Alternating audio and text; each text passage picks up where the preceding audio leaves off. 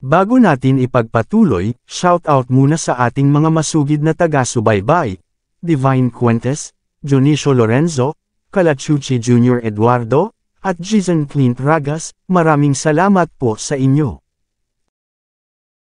Kabanata 2041. Sa gabi, may dalang mga dokumento si Otis Kay nang kumatok siya sa pintuan ng ikalawang sangay ng Mordo Police Station. Pumasok siya pagkatapos niyang itulak ang pinto. Nakita si Zeke Smith na may dalang mga dokumento nang makita niyang pumasok si Otis. Nang hindi man lang binigyan ng pagkakataon si Otis na magsalita, malamig siyang napabulalas. Anong ginagawa mo rito? Sinusubukan mo bang magmakaawa para kay Harvey York? Hayaan mo akong sabihin sa iyo. 10 beses ko nang tinawagan si Benjamin Lynch. Walang ganap na paraan para iligtas mo si Harvey ngayon. Maraming mata ang nakatingin sa akin ngayon. Kung aabusuhin ko ang aking kapangyarihan, ang reputasyon ng gobyerno ng Mordo ay tuluyang masisira. Kahit si Benjamin o ang posisyon ko ay aalisin sa amin, lalo na sa iyo. Kaya lumabas ka na. Tinuro ni Zeke ang front door na may malamig na ekspresyon sa mukha. Ngumiti lang si Otis. Ginoong Smith, hindi ako pumunta dito para humingi. Isang hindi kilalang tao ang nagpadala sa amin ng mapagpasyang ebidensya. Akala ko magiging interesado ka. Ayon sa impormasyong ito, ang Miwa Fujihara ay nasa huling yugto na ng AIDS. Ilang araw na lang ang natitira para mabuhay siya. Nais niyang mamuhay ng walang pag-aalala ang kanyang ina, si Carrie Price. Kaya naman nakipagsanib puwersa siya sa iba para e-frame si Harvey. Ang unang hakbang ng kanyang plano ay upang mahawahan si Harvey ng AIDS. Kaya naman pinuntahan niya si Harvey at sinasadya niyang gamitin ang banyo nito. Pero obviously, bigo ang plano. Kaya naman ginawa niya ang pangalawang hakbang ng kanyang plano. Ginagamit ang kanyang kamatayan para ma-corner si Harvey. Sa puntong ito, lahat ng ebidensyang nakalap natin kanina ay dapat na peke. Hindi lang palalayain si Harvey ng walang anumang kaso, ngunit dapat ding bigyan siya ng pulisya ng patas na pahayag at paghingi ng tawad. Naglabas si Otis ng recording pen sa harap ni Zeke habang nagsasalita siya, saka nag-click ng pag-play. Bukod doon, may picture din, at sulat na dinala sa harap ni Zeke. Naging galit ang ekspresyon ni Zeke. Sigurado ka bang totoo ito? Ito ba ay isang orihinal na kopya? Inilabas na ba ito sa publiko? Mahinang tanong ni Zeke. Agad akong nagsumbong kay Mr. Lynch pagkatapos makuha ang ebidensya, mahinahong sabi ni Otis. Sinabi ni Ginoong Lynch na hahawakan mo ng maayos ang sitwasyon pagkatapos makuha sa iyong mga kamay ang mga bagay na ito. Nagtitiwala siya na gagawin mo ang tama. Matagal na pinikit ni Zeke ang kanyang mga mata, pagkatapos ay kumunot ang kanyang mga kilay. Since that's the case, business is business. Hayaang may humawak sa pamamaraan bukas ng umaga at palayain si Harvey. Sa ibang bagay, ipahayag upang ipaliwanag ang lahat ng nangyari. Magpadala ng sulat sa embahada ng Archipelago State para garantyahan ang pag-aresto kay Carrie Price. Tumango si Otis, pagkatapos ay walang malay na nagtanong, Mr. Smith, inosente na ba si Harvey? Siyempre, kumunot ang noo ni Zeke habang pinapanatili pa rin ang matigas na ugali sa negosyo. Naiintindihan ko, ngumiti si Otis at lumabas ng opisina at sumakay muli sa kanyang Audi. Pagkaupo sa likod, hinimas ni Otis ang kanyang mga sintedo habang gumagawa ng kakaibang ekspresyon. Bumuhos ang malakas na ulan sa labas ng bintana ng sasakyan. Tila agad na nilamon ng buhos ng ulan ang buong Mordo. Kalmadong wika ni Otis habang nakatingin sa nakita. Makipag-ugnayan sa unang sangay ng Mordo Police Station. Sabihin sa kanila na kumpletuhin ang mga pamamaraan para mapalaya kaagad si Harvey. Madilim na sa labas. Sabihin mo sa kanya na mag-ingat palagi. Sa unang sangay ng Mordo Police Station. Matapos ang pork cutlet rice na maingat na inihanda ni Kate Walker at ng iba pa, kumpleto na ang pamamaraan ng piyansa ni Harvey York. Magalang na sinamahan ni Kate at ng iba pa si Harvey sa entrance ng police station habang may suot na kakaibang mga tingin sa kanilang mga mukha. Walang inaasahan na ang lahat ng ebidensya laban kay Harvey ay agad na ibinaba pagkatapos ng 48 oras na paninirahan. Maaaring magsagawa pa ng press conference ang pulisya para harapin ang sitwasyon, gayon din ayusin ang kakilakilabot na gulo na naiwan sa mga eksena.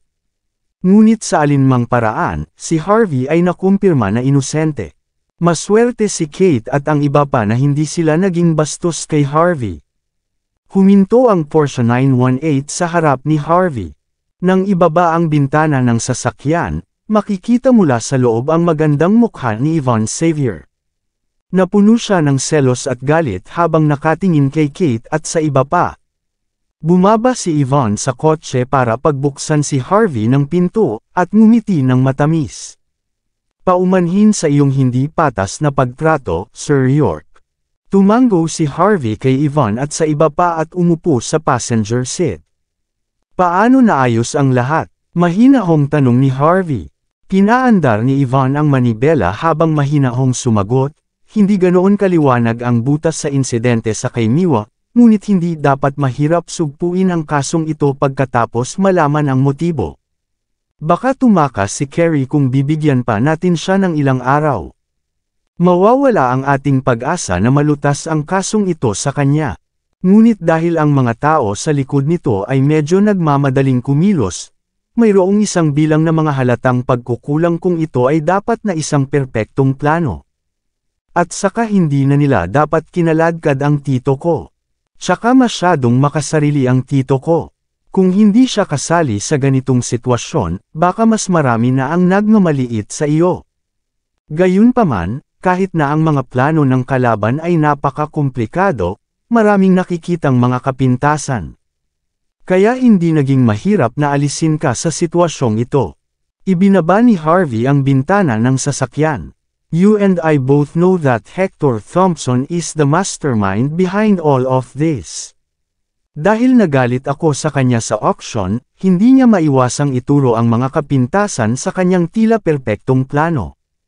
Naniniwala ka ba sa haka-haka na iyon? Walang sabi-sabing sumimangot si Yvonne. Dahil si Hector ay pinamagatang isa sa 4 na young master ng Walls Inc., bakit may malaking gap kung napaka-komplikado ng plano? Bukod sa pagkapuot sa akin, malamang na tinitingnan niya ang posisyon ni Benjamin Lynch. Pero dahil sa itsura ng tiyuhin mo, naging usok agad ang target ng dalawa. Iyon ang dahilan kung bakit naisip ko na ang ibang mga taong nagtatrabaho para sa kanya ay samobra sa mga bagay, na ginagawa na ang buong plano ay natuloy.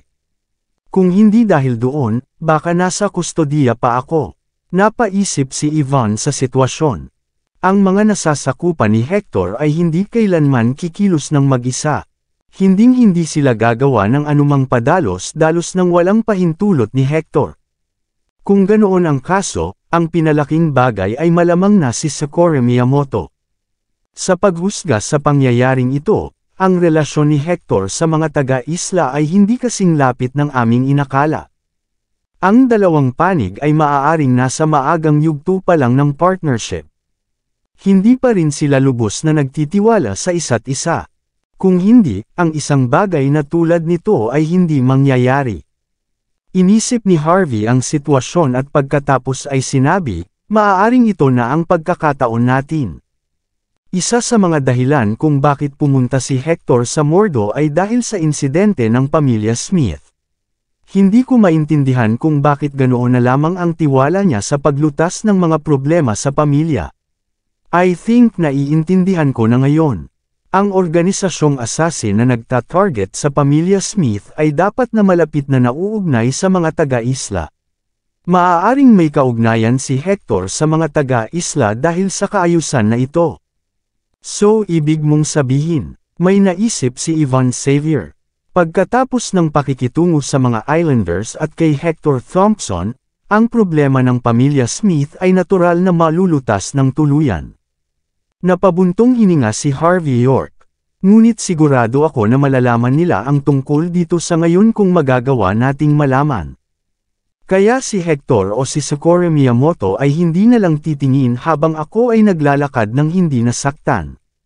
Naging galit na galit ang mga ekspresyon ni Harvey at Yvonne. Galit na pinisil ni Harvey ang hita ni Yvonne. Bago niya maramdaman ang banayad na pagpindot, ang Porsche na sa una ay nakatigil sa harap ng traffic light ay diretsyong gumalaw sa kalsada.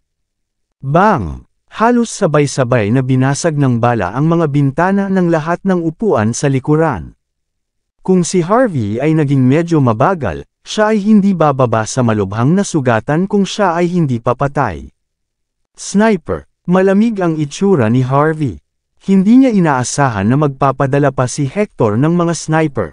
Wala nang pakialam si Hector sa mga batas ng bansa H. Naging malungkot din ang ekspresyon ni Yvonne. Galit niyang pinihit ang manibela ng walang sabi-sabi. Ang Porsche 918 ay umikot sa lugar at lumipad sa isang tiyak na direksyon. Bang! Ang isa pang bala ay tumama sa isang van sa tabi ng Porsche na halos sabay-sabay. Napasigaw ang driver sa takot at nabangga sa gumagalaw na trapiko. Ang lahat ng mga sasakyan ay nagkaharang sa bawat direksyon. Maraming mga driver ang agad na umapak sa preno, ganap na hindi alam kung ano ang nangyayari sa nakita. May tumawag agad ng pulis. Maya-maya pa ay dumating na ang sasakyan ng pulis. Si Harvey at Yvonne ay hindi tumigil kahit kaunti. Lumingon siya at nakita ang isang pulang tuldok na kumikislap mula sa tuktok ng isang abandonadong gusali ng opisina sa malayo. May nagpuntirya dito na may laser sight. Ang sniper ay nakasuot ng maskara at mahabang Amerikana. Imposibleng makilala ang mukha ng taong iyon, lalo pa ang pagkilala kung ang taong iyon ay lalaki o babae. Ang sniper ay may kakaibang paraan ng paghawak ng baril kapag nakatutok kay Harvey. Para bang ang buong bayan ay isang lugar ng pangangaso, at si Harvey ang biktima.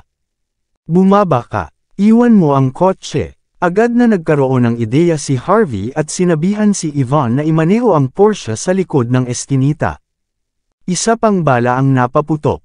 Sa pagkakataong ito ay tumama ito sa gulong sa harapan ng sasakyan. Dahil sa napapanahong tugon, ang kotse ay gumulong sa eskinita sa kakaibang paraan. Tinanggal ni Harvey ang kanyang seatbelt at pagkatapos ay tumalon si Yvonne mula sa bintana ng kotse, gumulong sa lupa. Kasabay ng isang malakas na putok, ang Porsche ay sumabog kaagad pagkatapos. Tawagan mo ang mga bodyguard mo para bantayan ka. Umalis ka na rito. Malamig ang ekspresyon ni Harvey. Alam niya na ang kalaban ay isang walang awan na tao at siya ang pangunahing target. Kung si Yvonne ay patuloy na nasa tabi ni Harvey, hindi lang si Yvonne ang may iwan ng walang proteksyon, baka masugitan pa siya. Mas ligtas si Yvonne kung layuan niya si Harvey saglit. Nagmamadaling lumabas ng eskinita si Harvey, hindi man lang binigyan ng oras si Yvonne para mag-react. Kaagad pagkatapos nagmamadaling lumabas, lumingon kaagad si Harvey sa kabilang direksyon. Inaasahan ito ng sniper at nagpaputok ng ilan pang mga putok. Lahat ng mga ito ay halos hindi tumama kay Harvey hanggang sa maabot at dumaplis sa kanyang buhok. Ito ay sapat na upang patunayan kung gaano kakilakilabot ang sniper. Ang marksmanship ay nasa itaas na ng tauhan ni Lucas Jean, si Lebron. Nagpakita ng malamig na ekspresyon si Harvey York. Hindi siya nagalit dahil sa kayabangan ng kalaban. Patuloy siyang umiwas habang pinipili ang pinakamaikling ruta patungo sa abandonadong gusali ng opisina. Ito ay kawili-wili. Ang sniper na nakasuot ng mahabang trenchcoat ay nagbubulong sa gusali. Kung titignan sa tunog, ito ay isang babae. Inalis ng sniper ang kanyang maskara, ipinakita ang napaka-inosente na mukha habang medyo nagulat. Ang sniper ay hindi nagsimulang umalis sa gusali. Ni-reload niya ang kanyang shotgun at inilipat ang dulo ng baril sa mismong lugar kung saan nandoon si Harvey na nagtatago sa pader ng gusali, na handang magdulot ng matinding suntok. Makalipas ang ilang segundo, biglang nagpaputok ang sniper. Ang instinct na gumalaw sa daliri niya. Bang! Napa-atres si Harvey ng bala matapos sumilip ang ulo niya. Ang mga bato sa itaas ng kanyang ulo ay nagkapira-piraso, at bumagsak. Muntik nang matamaan si Harvey sa mukha. Matapos mawala ang isa pang mapangwasak na pagbaril, ang sniper ay nagpakita ng determinadong ekspresyon. Mas naging interesado siya kay Harvey ngayon. Ang sniper na ito ay sikat na assassin sa Island Country, na pinapatay ang lahat ng kanyang mga target sa isang bala lamang. Ngunit patuloy na sinisira ni Harvey ang kanyang tempo sa lahat ng oras. Kahit na hindi siya naapektuhan nito, lalo lang lumakas ang kanyang kalooban na lumaban. Nabawi ng sniper ang kanyang pagkakalmado sa isang iglap. Galit niyang inilipat ang kanyang rifle at hinayla ang gatilyo sa ibang direksyon. Isa pang malakas na pagsabog ang maririnig. Naniniwala siyang masasaktan niya si Harvey kapag sisilip na siya. Gayunpaman, tanging ang jacket lamang ang lumitaw matapos ipadala sa paglipad ng mga bala. Wala na doon si Harvey. Ang mabilis na mga yabag ng paa ay hindi maririnig sa taas. Bastos, naging galit na galit ang ekspresyon ng sniper. Naturally, hindi niya alam kung gaano kagaling si Harvey. Sa pagsasalita, walang paraan kung sino man ang makakaiwas sa kanyang putok kapag hinayla niya ang gatilyo sa ganoong kalapit. Ngunit ang biktimang ito ay mahirap hulihin. Kahit na nabigo ang sniper na makatama, hindi siya nasiraan ng loob. Marahan siyang naglabas ng granada at inihagis sa kanyang harapan. Pagsabog, boom! Isang malakas na putok ang tumunog nang may nakitang malaking butas sa sahig ng opisina. Halos sabay na tumalon si Harvey mula sa kabilang bahagi ng gusali at gamulong sa lupa. Hinayla ulit ng sniper ang gatilyo. Bang, bang, bang! Ang bawat putok ay pinapa-tama sa direksyon na pinupuntahan ni Harvey. Ngunit patuloy na gamulong si Harvey na parang alam na niya ang gagawin ng sniper. Pagkatapos ay tumayo siya ng diretsyo sa likod ng sliding wall. Naging galit na galit ang ekspresyon ng sniper. Galit talaga siya. Ito ang kanyang unang pagkakataon na lumaban sa isang mahirap na kalaban sa unang pagkakataon sa kanyang buhay bilang isang assassin. Hindi siya makapaniwala. Hindi siya makapaniwala na may makakaiwas sa kanyang mga bala. Ang sliding wall ay tatagos sa putok ng baril. Ngunit si Harvey, na nakatayo sa likod ng dingding, ay lumitaw na hindi nasaktan.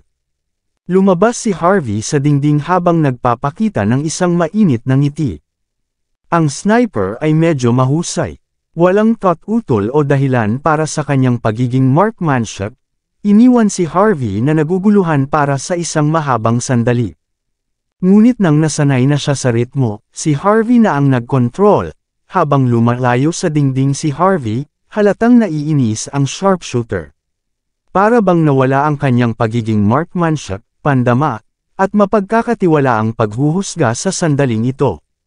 Ang hindi maipaliwanag na takot ay maaaring madama sa kaibuturan ng kanyang puso. Alam niyang hindi siya bagay kay Harvey. Walang paraan upang makumplito ang misyong ito. Kabanata 2045. Nag-cross arm si Harvey York at humakbang pasulong. Hindi man mukhang mabilis ang mga galaw niya, malayo ang bawat hakbang niya. Ang ekspresyon ng sniper ay naging galit na galit pagkatapos gumawa si Harvey ng 3 hakbang lamang. Malayo ang narating ni Harvey sa pagitan niya sa ilang simpleng hakbang lang. Sa ganoong distansya, nabigo ang pagtatangkang pagpatay ng sniper. Talo ka na. Malamig at walang emosyon ang ekspresyon ni Harvey. Kung hahayaan ng isang sniper na makalapit ang kanyang target, nangangahulugan iyon na sinapit na sila ng kamatayan. Kung ako sa iyo, ibinaba ko na ang baril at humingi ng awa. Kung ganoon ay baka hindi kita papatayin. Ipapadala ka sa korte ng digmaan. Kung ganoon, baka maligtas pa ang buhay mo. Nagdududa ang sniper matapos makita ang ngiti ni Harvey. Galit niyang ibinato ang kanyang rifle sa lupa. Nang bumagsak ang rifle sa lupa, iniwagayway ng sniper ang kanyang kamay, na nagpakita ng isang punyal. Agad niyang sinugod si Harvey. Hindi umatras si Harvey. Sa halip, iwinagayway niya ang kanyang kanang kamay, ipinakita ang isang bakal na tubo na kinuha niya mula sa lupa ngayon. Umalangaw-ngaw ang malakas na tunog ng 2 sandata na nagsasalpukan. Ngumuso ang sniper habang umuurong ng ilang hakbang, na nagpapakita ng bakas ng dugo mula sa sulok ng kanyang bibig. Sa kabilang banda, nilaro ni Harvey ang bakal na tubo sa kanyang kamay nang hindi nagpapakita ng labis na emosyon. Gusto mo pa akong kalabanan ng malapitan pagkatapos mong matalo? Sa tingin mo ba may pagkakataon ng isang sniper na katulad mo? Walang sinabi ang sniper. Malamig ang ekspresyon ng mukha niya habang nakayuko. Mukhang hindi mo ako kakausapin kung hindi kita pagbibigyan. Tumigil sa pagngiti si Harvey at humakbang pasulong. Ang ekspresyon ng sniper ay naging galit na galit at mabilis siyang tumalon pabalik, pagkatapos ay ibinaba ang kanyang braso. Isang dosenang shuriken sa kumikinang na asul na liwanag ang lumipad mula sa kanyang mahabang coat sa isang iglap. Itinapat ni Harvey ang kanyang bakal na tubo sa lahat ng direksyon. Sa loob ng ilang segundo, ang lahat ng shuriken ay napalihis sa lupa. Hindi napigilan ng sniper ang kanyang galit pagkatapos makakita ng ganoong tanawin. Bastos, isang taga-islander, mahinahong sabi ni Harvey. Kung ganoon, dapat isa ka sa mga kampan ni Sakura Miyamoto. Ngunit noong sinubukan mong patayin ako pagkalabas ko sa istasyon ng pulisya, pumunta ka ba kay Hector Thompson? Hindi ka natatakot na kahit papaano ay masira mo ang master plan ni Hector. Kalmado at kontrolado ang tono ni Harvey, ngunit patuloy na nagbabago ang ekspresyon ng sniper. Nanatili siyang tahimik habang patuloy na kumakaway ang kanyang mga braso. Inihagis ng sniper ang lahat ng kanyang shuriken, arrow, nakatagong mga arrow, at mga tabletang lason, na nakapalibot kay Harvey. Ngunit tulad ng iba pang trick na kanyang hinayla, si Harvey ay ganap na hindi nasaktan. Swoosh! Ang isa pang bagay ay lumipad mula sa Amerikana ng sniper. Si Harvey ay likas na inindayog ang bakal na tubo. Siya pagkatapos ay sumimangot sa susunod na sandali, walang malay na tumalon siya ng paatres. Pagsabog, boom! Ito ay sumabog, at ang mga shrapnel ay lumipad kung saan-saan. Kung si Harvey ay hindi sapat na mabilis, siya ay magiging isang salaan. Matapos makita ang tanawin, nawalan ng interes si Harvey sa paglalaro ng larong ito, ang pusa at daga. Itinapon niya ang kanyang bakal na tubo at mahinahong bumulalas, tapos na ang laro. Humakbang pasulong si Harvey at tuluyang nawala sa hangin. Muli siyang lumitaw sa harapan ng sniper at sinampal siya sa mukha sa susunod na sandali.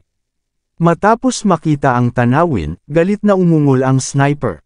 Itinaas niya ang magkabilang braso pasulong na may hawak na punyal. Mabilis ang sniper, ngunit walang alinlangang mas mabilis si Harvey. Nang malapit na siyang maglanding sa kanyang atake, ang palad ni Harvey ay nakalahad na sa kanyang mukha, sampal. Kaagad, na pinalipad ang sniper. Maraming salamat sa lahat ng sumusubaybay. Please subscribe and follow my YouTube and Facebook channel, Pilipino Novel. Maraming salamat po. Kabanata 2046. Matapos lumipad ng halos 40 talampakan, bumagsak ang sniper sa lupa matapos tumama sa gumuhong pader. Bumulwak ang dugo sa kanyang bibig. Wala na siyang lakas pa para lumaban. Ang kanyang mga damit ay pagod at punit-punit, na nagpapakita ng mga tato sa ibabang bahagi ng kanyang katawan. Bahagyang kumunat ang noo ni Harvey York na bakas sa mukha niya ang pag-alala. Shindanwei. Pagkalipas ng 2 oras, sa isang villa sa tuktok ng bundok sa labas ng Mordo. Ito ay isa sa mga pahingahang lugar ni Tyson Woods, at ang iba pa ay dito matagpuan. Bagamat mukhang malabo, malayo at mapanglao. Habang umiinom si Harvey ng kanyang tsaa pagkatapos ng kanyang merienda sa hating gabi, lumabas si Aiden Bauer sa likod bahay na hinihimas ang kanyang mga kamay. Branch leader, ang islander nagsalita na, maikling ulat ni Aiden. Ang kanyang pangalan ay Noriko Yamaguchi, isa sa mga asasin mula sa Shindanwei ng Island Country. Sanay siyang gumamit ng baril, lalo na ang mga sniper, at sinasabing mga sniper rifles, at ang kanyang pagiging marksman daw ay maaring i-rank sa top 10 sa mundo. Kamakailan ay ipinadala siya sa Mordo kasama ang maraming iba pang mga propesyonal mula sa paraan ng Shindanwei. Ngunit ang mga taong ito ay hindi alam ang pagkakaroon ng isa't isa. Kaya naman hindi siya sigurado sa darating na iba. Diretso siyang naglingkod sa ilalim ni Sakura Miyamoto. Si Sakura ang nag-utos ng pagpatay. Talagang pinahiya mo si Hector Thompson sa auction hall. Pagkatapos ay lumabas ka ng istasyon ng pulisya nang hindi nasaktan, na nagpapatunay sa pagtatangka ni Sakura na maging isang malaking biro. Ang pag-utos ng pagpatay pagkatapos mong matubos ay isang pahayag kay Hector. Siyempre ang pagtatangka ay mukhang isang pagkabigo sa paghusga dito. Bahagyang tumango si Harvey habang nagsasalin ng isang tasa ng tsaa, saka inabot kay Aiden. Pinahahalagahan ko ang iyong pagsusumikap, pinagsama ang lahat sa napakaikling panahon. 2 oras na lang ang nakakaraan mula nang mangyari ang insidente, ngunit tila nahukay na ni Aiden ang karamihan sa mga sekreto. Obviously, he's doing his level best. Magalang na tinanggap ni Aiden ang tasa ng tsaa at maingat itong hinigop na parabang ang ibinuhos na tsaa ni Harvey ay nagkakahalaga ng mahigit $1,000,000 na asset. Propesyonal mula sa Shindanwei. Natigilan si Harvey mula sa impormasyong natanggap niya. At walang nakakaalam sa kanila na may iba pang katulad nila. Ibig sabihin, nagpadala si Sakura at ang Shindanwei ng maraming propesyonal para pangasiwaan ang kanilang mga gawain. So, ano ang Shindanwei? O dapat kong sabihin, ano ang gusto talaga ni Sakura? Sinusubukan ba nilang ipagtanggol si Hector? Gusto ba nila siyang ipaglaban? Wala silang mapapala sa paggawa nito, tama ba? Inisip ni Aiden ang sitwasyon, pagkatapos ay magalang na sumagot, maaaring interesado sila dito, branch leader. Bagaman ang Shindanwei ay may magandang reputasyon sa buong Mordo, ang kanilang tunay na asset ay ang Budokan na nakatalaga dito. Ang iba pa nilang asset ay binabantayan na ng Lungmen at ng Mordo government, kaya walang paraan para umunlad sila. At kung walang maayos na katayuan sa Mordo, ang paraan ng Shindanwei ay hindi maglalakas loob na pumasok ng walang pakialam sa mundo. Iyon ang dahilan kung bakit pinaghihinalaan ko na sinusubukan ng Shindanwei na kumapit kay Young Master Thompson upang makamit ang Walsing. Kung ganoon nga ang kaso, hindi nila iisipin na maging alipin ni Hector at tulungan siya pansamantala. Basta maabot nila ang kanilang layunin, tama ba? Malalim ang iniisip ni Harvey, at hindi niya maintindihan kung ano mismo ang sitwasyon ng Mordo. Dahil si Aiden ay isang lokal, makatuwiran na ito ay totoo gaya ng kanyang napagtanto. Nang walang pangalawang pag-iisip, mahinahong sinabi ni Harvey York, sabihin kay Rachel Hardy na makipagtulungan sa iyong mga gawain sa Mordo. Kailangan ng karagdagang interogasyon sa sniper. Tingnan kung makakahanap ka ng higit pang mga pahiwatig at mga tao sa likod ng insidente. Kailangan mo ring kumilos ng mabilis. Ayon sa gusto mo. Si Aiden Bauer ay nagsuot ng mahigpit na ekspresyon. Kahit hindi niya alam kung ano ang nasa isip ni Harvey, kailangan lang niyang gampanan ang kanyang tungkulin dahil sinabihan siya ni Harvey. Pagkatapos ng insidenteng ito, kailangang maging mas maingat si Harvey sa mga taga-isla. Kung ito man ay ang insidente ni Benjamin Lynch, ang Lungmen, o ang pamilyang Smith, ang mga bakas ng Shindanwei ng Island Nation ay bumungad sa kanilang likuran. Kung wala nang nakalap na impormasyon para malaman ang mga plano ng Shindanwei, si Harvey at ang iba pa ay maaaring magdusa ng matinding pagkalugi sa hinaharap.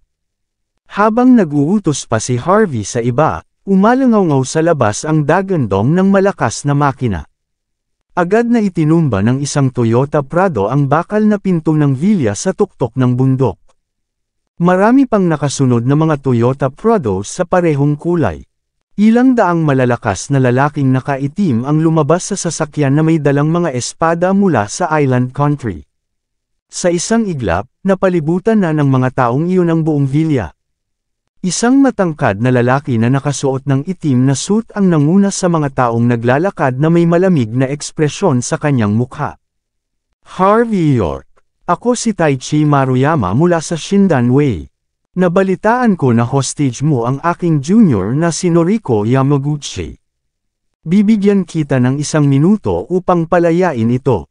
Kung hindi, sisirain ko ang lugar na ito sa lupa at dudurugin ka. Hindi natatakot ang Shindanwei na gawin ang gusto nila sa iilan.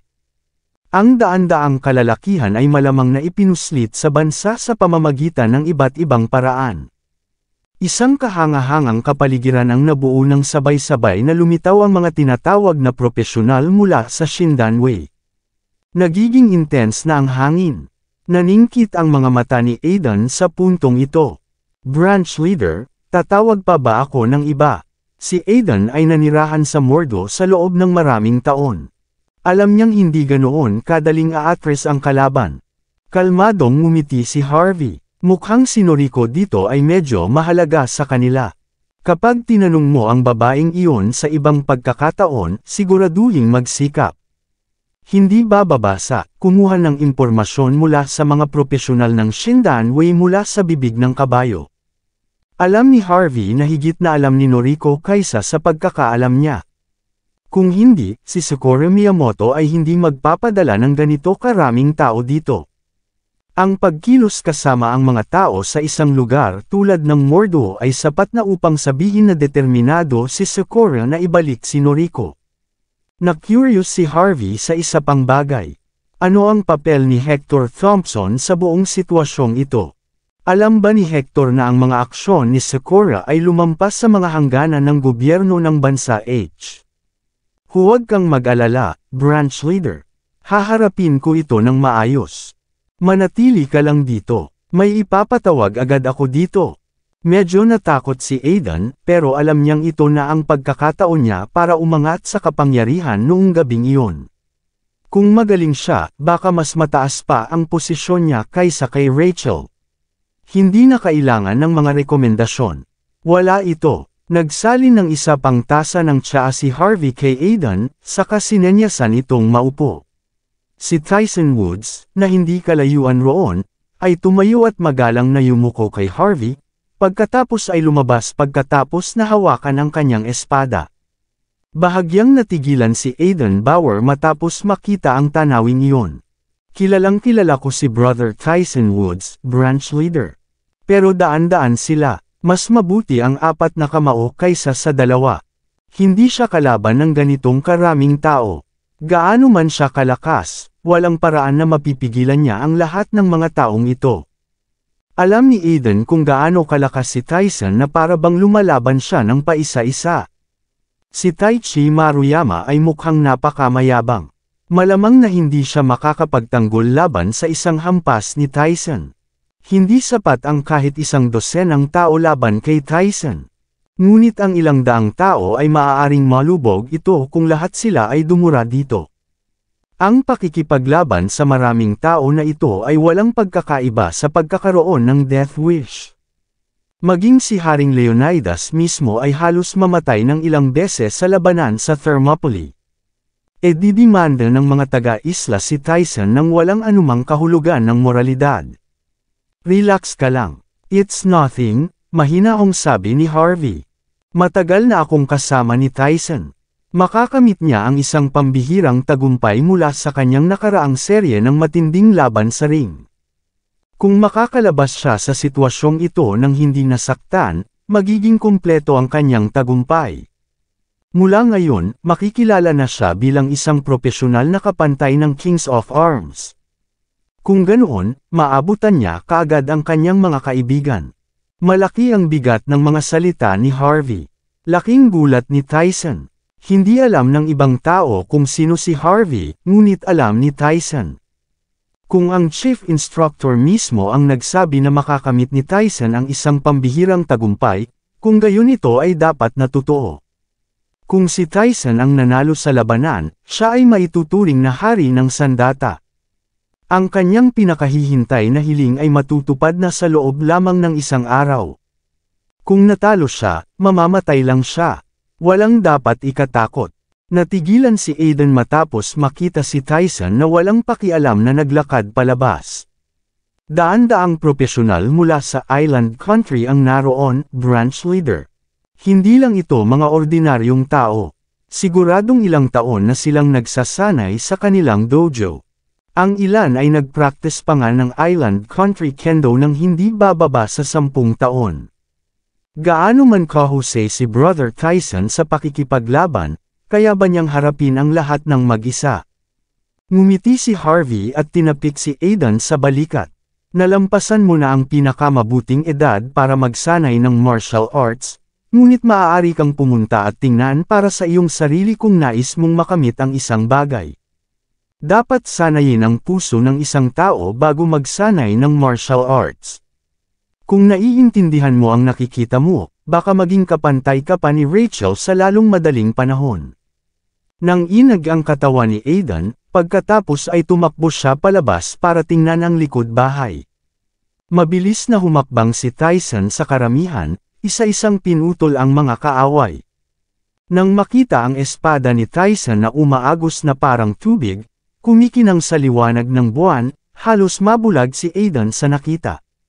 Di pa rin ito kapantay ng Kings of Arms. Gaano kakilabot ang maalamat na mga Diyos ng digmaan. Mabilis lumipas ang oras. Sa ika-10 minuto, bumagsak ang katawan ni Tai Chi sa lupa, na paralisa habang nagpapakita ng ekspresyong puno ng hindi kapanipaniwala. Nais niyang sabihin ang isang bagay, pinilit niyang itaas ang kanyang ulo, ngunit sa huli ay hindi siya makapagbitaw ng kahit isang salita. Ang buong likod bahay ay ganap na kalmado muli na parang walang nangyari. Pagkaraan ng ilang sandali, bumalik si Tyson mula sa likod bahay na walang patak ng dugo sa kanya, pagkatapos ay magalang na yumuko kay Harvey. Nakalusot ako, CEO York, sabi ni Tyson sa mahinang boses. Ngumiti siya, may kapangyarihan ka nang gawin yun noon pa man. Buti na lang at nabigatan ka noon dahil nagsisisi kang umalis, hindi ka makasali sa laban na iyon.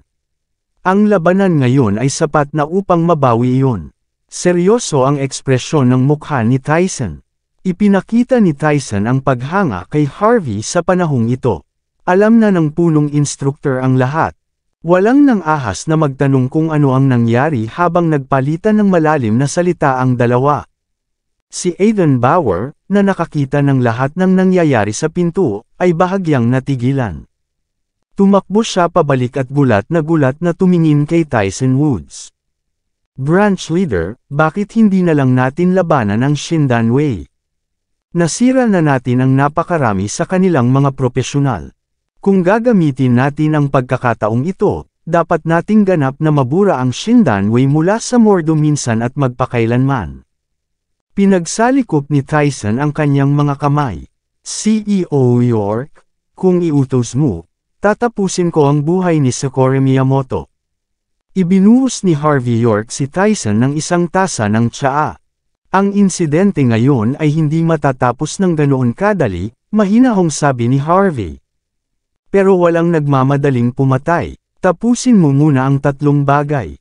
Number 1, harapin mo ang mga taong ito.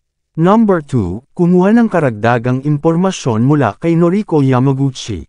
Number 3, sabihin kay Taro na kailangan kong malaman ang lahat tungkol sa Shindan Wei. Nakakatamad na patayin si Sakura kahit papano. Mas mabuti kung buburahin natin ang Shindan Wei mula sa Mordo at maging sa bansa H. Si Harvey ay may kaunting interes sa mga walang kwentang bagay tulad ng pagpatay. Ang pinakalayunin ay ganap na puksain ang Shindan Wei mula sa bansa H sa pamamagitan ni Sakura. Kumalukip-kap sina Tyson, Aidan at ang iba pa. Ayon sa gusto mo. Sa parehong oras, sa Corvilla area sa Okina Island medyo malayo ang distansya mula sa Mordo. Mayroong daan-daang mga villa dito na medyo may pagitan. Ito ay isang mahusay na lugar upang makapagpahinga at makabawi. Maraming malalakas na tao ang nakadeploy sa harap ng Island Country-style villa. Lahat sila ay lubhang maingat habang binabantayan ang kanilang paligid. Ang lugar na ito ay isa sa mga pansamantalang tirahan ni Sakura. Ang likod bahay ng villa ay mayroon ding Island Country-style architecture. Ang mga kahoy na gusali ay lumalangit-ngit na parang huni ng mga ibon kapag may pumasok sa loob. Napakagaling. At sa pinakamalalim na bahagi ng likod bahay, mayroon ding island country-style hot spring. Nakatalikod si Sakura, nakalabas ng buo habang nakasandal sa bato. Nakakalahating bukas lang ang mga mata niya habang nagpapakita ng beet red na mukha. Hinagod-hagod ng dalawang nakadamit na katulong ang likod niya, dahilan para mapaungol siya sa sarap paminsan-minsan. Isang tao ang nakaluhod sa labas ng hot spring, nanginginig na walang tigil. Ang taong iyon ay walang iba kundi si Kristen Duncan, ang pinuno ng squad ng unang sangay ng Mordo Police Station. Squad Leader Duncan, nakabalik ka na. Iniunat ni Sakura ang kanyang magandang katawan. Ibinalik mo ba ang katawan ni Harvey? Mahinahong tanong niya. Palagi akong kinakalaban ng lalaking iyon. Kung hindi ko nakita ang walang buhay niyang mukha, baka hindi ako makatulog ngayong gabi. Saglit na nanginig si Kristen. Paumanhin, Miss Miyamoto. Hindi ko kaya. Si Taichi Maruyama at ang iba pa ay ganap na nalipol. Hindi ko maibabalik ang katawan ni Harvey. Ano? Galit na pinikit ang mga mata ni Sakura na kanina pa ay walang pakialam. Mabilis siyang tumayo at sinuot ang kanyang bathrobe habang lumalabas sa fog, saka pinalipad si Kristen ng may isang sipa. Nagkukwento ka ba ngayon, Squad Leader Duncan? Ginamit ni Taichi ang bawat taong itinago namin sa Mordo sa buong taon. Ang ganitong uri ng lakas ay katumbas ng isang maliit na hukbo. Ibig sabihin 300 elite lahat ang namatay sa pakikipaglaban kay Harvey. Masyado ka bang nanunood ng telebisyon? Ang nakakaakit na mukha ni Sakura ay nagpakita ng isang hindi makapaniwala na mga ekspresyon. Hindi niya kailanman minamaliit si Harvey. Kaya naman gusto niyang lumabas si Taichi at bugbugin si Harvey ng buong lakas. Ngunit pagkatapos ay nabigo pa rin ang plano. Kabanata 2050, sabihin mo sa akin, anong nangyari? Ang ekspresyon ni Sakura Miyamoto ay malamig na parang yelo. Kailangan kong malaman ang buong proseso. Namilog ang mga mata ni Kristen Duncan sa gulat. Sinundan ko si Harvey York mula nang umalis siya sa istasyon ng pulisya. Sinundan ko siya sa isang maliit na villa sa tuktok ng bundok sa labas. Nandoon si Harvey at ang iba pa. Wala pang 10 tao sa kabuuan. Sigurado ako dito. Nang e-message ko si Taichi Maruyama, sumugod siya sa site ng wala pang 2 oras.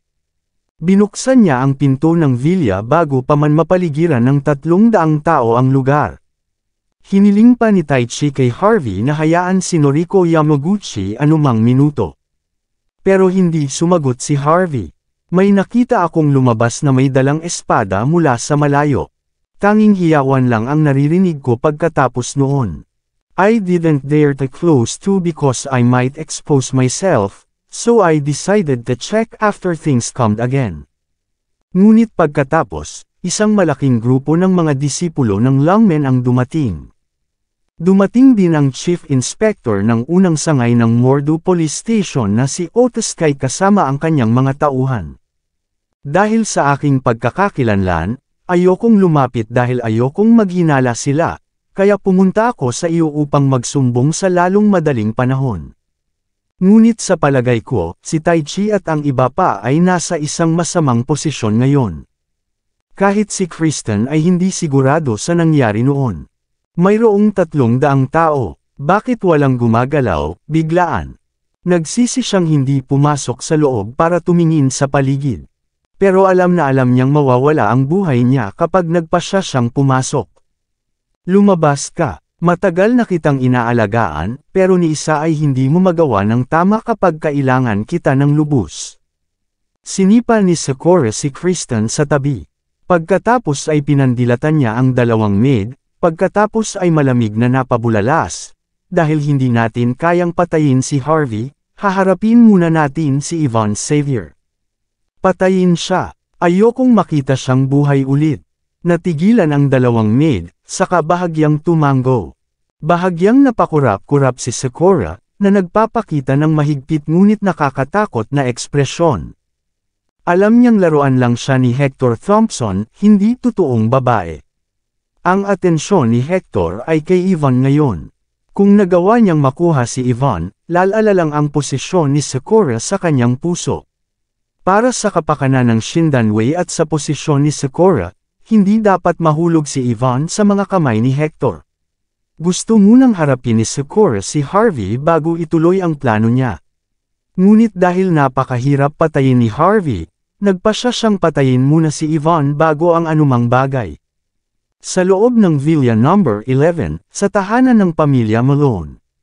Nang lumitaw si Harvey sa pasukan, bahagyang nagbago ang ekspresyon ni June Lee. Anong ginagawa ng manyak na mamamatay na tulad mo dito, Harvey York? Tanging naibulalas ni June, hindi ka namin papasukin. Nagsagawa na ng press conference ang pulisya para patunayan ang pagiging inosente ni Harvey. Ngunit para kay June, si Harvey pa rin ang dahilan ng pagkamatay ng isang babae sa bagong tahanan ng kanyang pamilya. Ang pagtira sa iisang bahay ay magpapalamig sa kanya sa gabi. Ngunit kung ayaw na niyang tumira sa bahay na ito, wala man lang paraan para ibenta ang villa. Dahil hindi makaganti si June kay Miwa Fujihara, masisisi na lang niya si Harvey sa lahat ng nangyari. Bagamat karaniwan ang inaalagaan ni Kelly Malone si Harvey, napilitan siyang manatili sa kanyang kumpanya ng ilang sandali matapos ang matinding pagkagalit sa kanyang asawa. Alam din ni Hazel Malone na inosente si Harvey, ngunit hindi pa rin niya matanggap na namatay ang isa sa kanyang matalik na kaibigan. Sa oras na iyon, napuno ng puot ang tingin ni Hazel sa tuwing tumitingin siya kay Harvey.